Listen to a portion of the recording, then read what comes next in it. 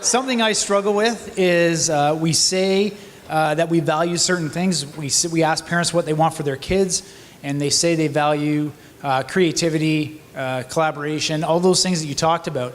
But yet we go ahead and measure other things, and we value other things, and we celebrate those other things. And that is a huge assessment gap for me. So how do you square that? How do you work that out in a district? Yeah, I think that's a critical question because, you know, in the business world, they say what gets measured is what matters. In education, we say what gets tested is what gets taught, because that's what we feel responsible for. I think there's several issues here.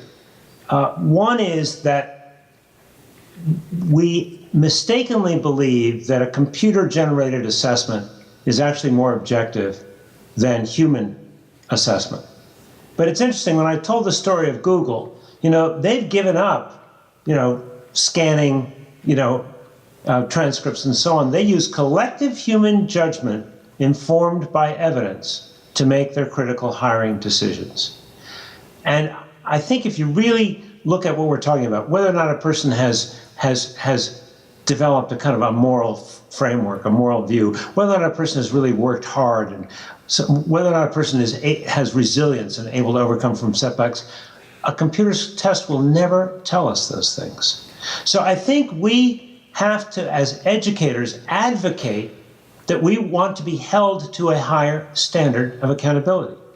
We want to be held accountable for what matters most.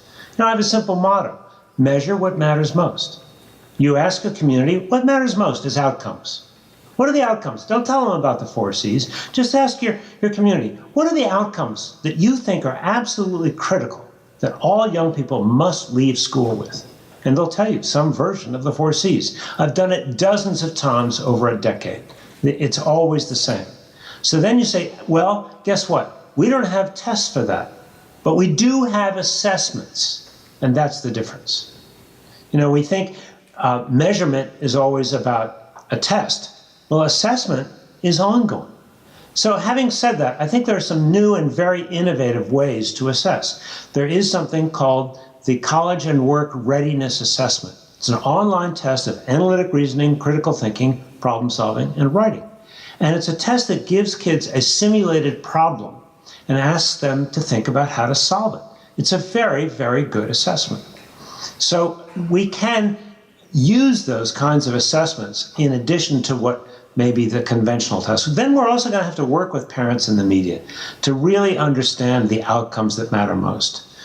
You know, one of the things I like to do is do focus groups with recent graduates, asking them in what ways they felt most and least well prepared for what they're doing now. Ask them what they wish they'd been able to do in school. Ask them what their advice would be for parents, and not their own, but parents in general, and for teachers. And videotape those and bring them back. So there are multiple ways in which we can approach the issue of assessment. But I think it begins with developing a clear, spoken consensus about what matters most.